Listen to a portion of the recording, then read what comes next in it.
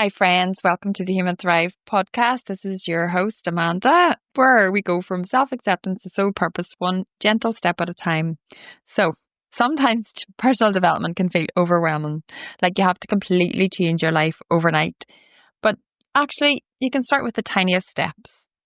And today, I want you to show you how simple that can be. So, let's take the pressure off, and here's the truth. You don't need to fix yourself, so you're not broken. Personal development isn't about becoming someone new. It's actually about uncovering the real you that's actually inside. That often when people start doing personal development work, they haven't even realized who they are, what they like, they're living this life that these beliefs that have been given to them from society, from parents, from growing up. And there's a lot of hard work at the start to realize who you are and then to accept it, to get awareness. So kind of think of it like, yeah. We don't need to do it all at once. It is a process, and that's what we do with coaching. So think of it like, I suppose, like gardening. You don't yell at a seed to grow faster. You water it, you give it sunlight, and you let it bloom. So we start off with looking at the wheel of life, looking at different areas of your life, or if there's one area you want to look at, we can start with that. And we take it step by step. So in my course, which is launching in January 2026, is the 7-step Human Thrive journey. And we will take it through 7 steps from self-acceptance to soul purpose. So your brain loves small, gentle changes, and when you try to change everything overnight, the body's alarm system, the amygdala, will kick in and say, no, this is too much, this is too scary. But when we make tiny shifts, the brain feels safe, and those new habits are more likely to stick. So what gentle steps can you take today? So beginning with awareness. So most of the time we're living in autopilot. Life is so busy. Everybody's just run. And they never really get to check in with themselves. So if you take a moment, check in with yourself, start to notice your thoughts and feelings without judgment. Don't judge yourself. Don't get annoyed at yourself. Just start to notice your thoughts and your feelings, and ask yourself, how am I really doing today? So write down one word that describes how you feel each morning. I definitely recommend a book and a journal and to write stuff down, but if you don't have time and it's not going to work for you, then just say it. One word that describes how you feel each morning. So when you name your feelings, something amazing happens. So research shows that labeling your emotions calms your amygdala and activates the rational part of your brain. So the amygdala is like our alarm system, and the rational part of our brain, our prefrontal cortex. So naming the emotions or labeling them can activate this prefrontal cortex, which is the rational part of our brain.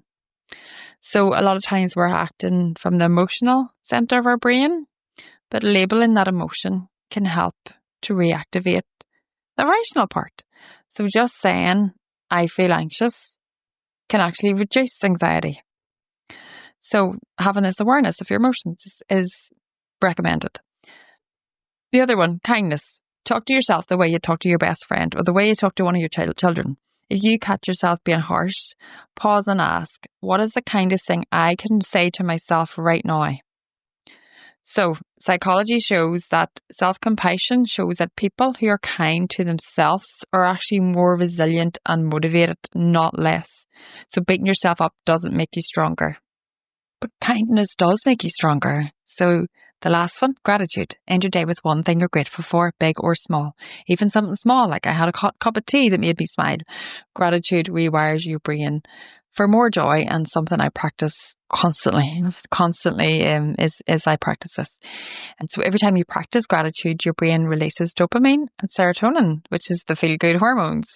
So over time, this literally reshapes your neural pathways to look for the positive.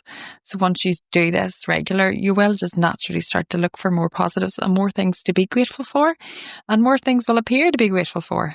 So personal development isn't a one-time project. It's like a journey with rest stops, detours, discoveries along the way. You don't need to have it all figured out right away. So think of a time when you started with a small practice and how it created ripple effects, and how it like learning anything. Start small. So habits form through repetition and reinforcement. So tiny daily practices compound, and you may notice at first, or you may not notice at first, but your brain is rewiring in the background. And eventually you will see changes. And you will start to notice the different things you're noticing, the different thoughts you're having, and therefore the different feelings you're having, therefore the impact on your behaviors, therefore the impact on your life, and things will change. So if you're starting out, don't pressure yourself with big goals. Well, no, have goals, but break them down into smaller goals that you can achieve steps along the way. Begin with awareness, kindness, and gratitude, and your brain and nervous system will actually thrive when change is gentle and compassionate. Now, I say this and people think personal development work's easy and it's soft and it's woo-woo. It's not. It's hard work. And you have to do it and you have to keep doing it. But you can start small and you're rewarding yourself along the way, because that's how you rewire your brain to feel good and to be happier and to be more content in life and to achieve your goals. I don't believe you don't achieve them with shouting at them and putting them down and abusing yourself, So remember that you're worthy, and personal development is just about remembering that truth and living more in your higher self, which I talked about previously, and I think it got a wee bit deep if you hadn't done that work before. But anyway, if you want to work with me and join my Human Thrive 7-Step Journey course, we do go into that in more depth. So if this episode has encouraged you, start with something else. Start with one of these, share it with someone else who's just starting their personal growth development, and join me again next week where we'll take another step together. Thank you for listening. I appreciate you all. Thank you. Bye.